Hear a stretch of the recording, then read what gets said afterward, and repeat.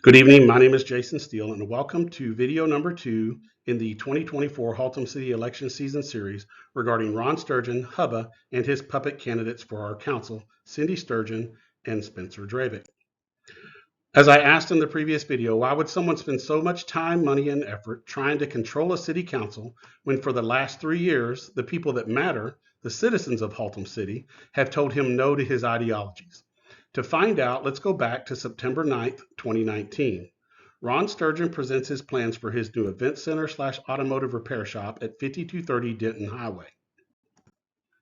Yes, you heard that correctly. The self-anointed activist for South and Central Haltom City, Ron Sturgeon, who writes only about South and Central Haltom thriving, built his latest Haltom City business in the dreaded north of Haltom City.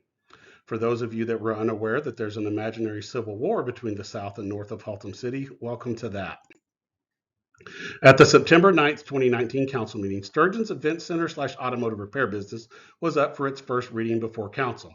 And wouldn't you know it, those damn council members did what they were elected by the people to do. They asked questions. Haltom City didn't have any food trucks at the time, didn't have any ordinance that allowed or regulated them. But why do you need to regulate a food truck to begin with? Because all Tarrant County does is inspect for food handling and preparation, no fire safety inspection, no regulation of the trash produced, and they do not regulate when and where trucks can operate. Do you want a food truck popping up on a property right by your residence, bringing parking issues, noise, and trash? Do you want that food truck staying open until 2 a.m. right by your house? The ordinances regulating issues like food trucks protect you, the citizens, and your house and your property. Even though these questions were asked, Sturgeon's project passes the first reading. He's halfway home. Skip to the September 23rd, 2019 council meeting for the second reading of the ordinance for Sturgeon's project. Again, those pesky council members, this time former councilwoman Marion Hilliard, had the audacity to question the Ron Sturgeon and requested to table the vote on this project until she could gather more information. God forbid that a council person do their due diligence and further investigate issues to protect our citizens before just wantonly approving ordinances for rich millionaires. On October 14th, 2019, Sturgeon's proposed event center goes before council again. Mayor Pro Tem Lynn Thompson had borrowed from Northwich and Hills food truck ordinance with some additional requirements regarding trash disposal and other sanitation considerations. Auto repair was also removed from the approved uses for the project. Sturgeon's consultant, James Pliskett, and Jim Eaton, Vice President of Operations for Sturgeon's real estate company, agreed to the conditions set by council. You remember Jim Eaton, right? He donated $5,000 to the Team Tarrant PAC. He's one of several Team Tarrant PAC donor alumni that you'll meet in this video again. Ron's project was approved. Problem should be solved, right? Wrong. Sturgeon is unhappy with the new safety considerations imposed, and he's unhappy that his ability to lease to an automotive repair shop is gone. More on this issue later. Sturgeon chooses to withdraw his proposal and start over. Hear me on that again, Haltom City. Sturgeon chose to remove his approved project and start over. Yet for the last 3 years, he has complained about how long Haltom City caused delay to his event center opening.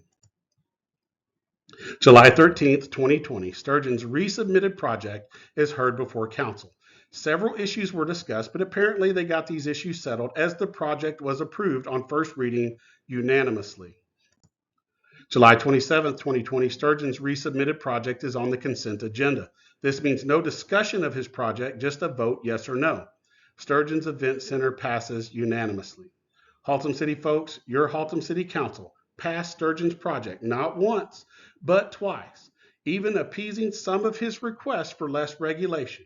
And yet somehow, Ron Sturgeon says Haltom City is, quote, not business friendly. For the last 3+ years, Sturgeon has endorsed criminals for our council, and for the last 2 years has endorsed not a brother-in-law candidate, but literally a sister-in-law candidate because he didn't like being told no. You can't put an automotive repair business right next to a neighborhood, approximately 290 feet from the nearest residence, and right next to a public park. And if you'll look at this picture right here to the left, that's an aerial view of Sturgeon's event center. And the back is where he wanted to put the automotive repair shop, and you can see the distance to the first house there towards the top of that picture.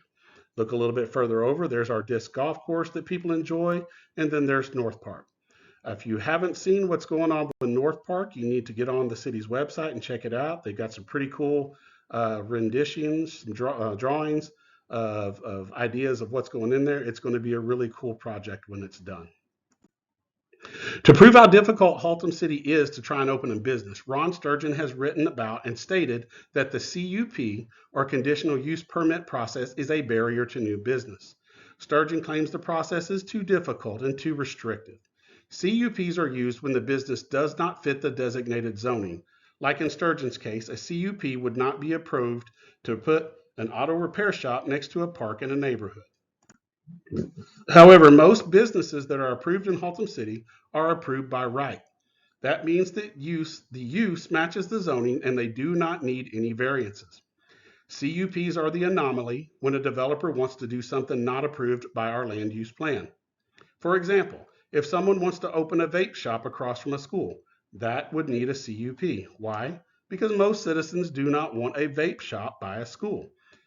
CUP is the mechanism that keeps things like vape shops away from our schools and new auto repair and tire shops from opening near your house, park, or our schools. And I want to make sure that I emphasize new projects, because anything that was built before the ordinance was passed in 2021, the moratorium ordinance, they're grandfathered in. There's really not a whole lot we can do about that unless there's several things that occur.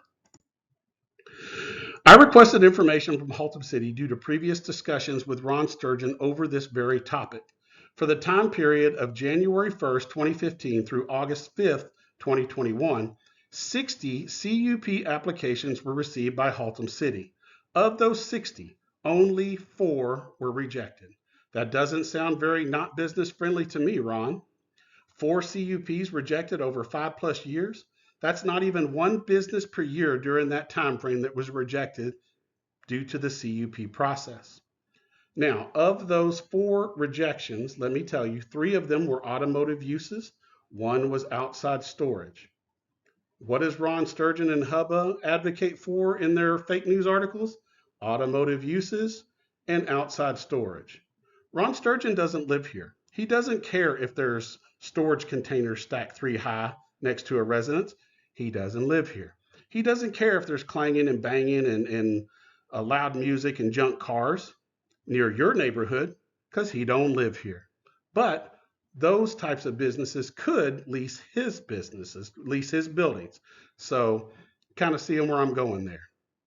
Ron Sturgeon is statistically and literally incorrect about the CUP process being a barrier to businesses coming to Haltom City. Now do you get the picture as to why Ron Sturgeon, a developer and landlord, would want to do away with your CUP process? And it is your CUP process. The people sitting on the planning and zoning board are your neighbors. The people sitting on the city council are your neighbors. The reason that we have a CUP process is because your neighbors have the ability and they're empowered by your vote to determine what businesses go in next to your schools, next to your neighborhoods, next to your parks, because you don't want those kind of businesses next to those areas. And that's exactly what it boils down to. If Ron Sturgeon gets his puppets on our council, you can bet that this process, the CUP process, will be removed. You will lose those protections of having to have somebody come in and get approval to put those businesses there. They'll just be able to do it. If he's able to put his puppets on council, that's what we're running towards. Let's address something else here real quick. Ron Sturgeon is on record stating he's an activist for small business, and he has no ulterior motives. In a direct quote from a rant post from an October 5th, 2021 Facebook post, Ron states, quote, "I haven't made a single proposal that benefits me in any way." Well, let's check that out. We should talk about Ron Sturgeon pushing to relax ordinances regarding zoning, especially towards automotive-related businesses. He's been responsible for dozens of articles, all of them saved, mind you, that address allowing new auto-related businesses in our commercial corridors, including Denton Highway, where he owns a building that he leases to tenants. He's quick to state that he has no vacancies in his buildings in Haltom City, a fact that he should be grateful for the bounty that Haltom City is providing, but he's not. I don't know how simple Ron Sturgeon thinks us Haltom City rubes are, that we don't understand that by owning that Denton Highway building on our commercial corridor, that he would benefit directly from having the ability to lease to an automotive related business if one of the current businesses moved out of his building, or if the moratorium was lifted and he was able to add an automotive business to the back area of his property, as was his original plan. Let's talk about another claim Ron Sturgeon has made in multiple places, but most prominently made in print on page 139 of the second edition of his Keeping the Lights On book, where he addressed the myth that he is backing automotive businesses because he, quote, makes money selling them parts from his junkyards. Ron's book states, and I quote, Ron hasn't owned a junkyard since he sold those he owned to Ford Motor Company in 1999. He has no ulterior motives for his activist role. Oh, Ronnie. As mentioned in the last video, according to Ron's own resume found on his own website, Mr. Mission Possible, he is an equity investor and board member for Phoenix Auto Parts, a national conglomeration of auto recyclers, also known as a junkyard. One of Phoenix listed locations is at 1551 Carson Street, which is most definitely in Haltom City. Additionally, in numerous articles dated April 18, 2018, Ron Sturgeon is listed as taking a, quote, equity stake along with Brian Nerney in Phoenix Auto Parts. This article from Bloomberg is especially sweet since not only does it include Brian Nerney, it includes William Bill Stevens and Paul Delaney, all Team Tarrant PAC donors associated with Ron Sturgeon. Advocating for more automotive-related businesses benefits Ron Sturgeon directly in possible auto parts sales as an equity investor in Phoenix Auto Parts. So to recap, Sturgeon would benefit directly by having the ability to lease to an automotive business at his Denton Highway building. It would broaden his tenant pool. Sturgeon benefits from auto-related businesses buying parts from Phoenix Auto Parts, a company he has an equity stake in. Why would you lie about the affiliation with junkyards, Ron? The junkyard affiliations are all over the money donated to Team Tarrant PAC, which has found its way to Cindy Sturgeon. A simple Google search of Ron's own information on his own websites proves he's lied to us, the citizens of Haltom City. After learning this information, do you think that we have Ron's billboards, books, fake news stories, and hundreds of thousands of dollars being spent to buy your Haltom City Council because Ron's just a good guy and he wants Haltom to thrive again? Or do you see another reason? In spite of all of this information, some of you are still going to say, Ron Sturgeon is a successful businessman.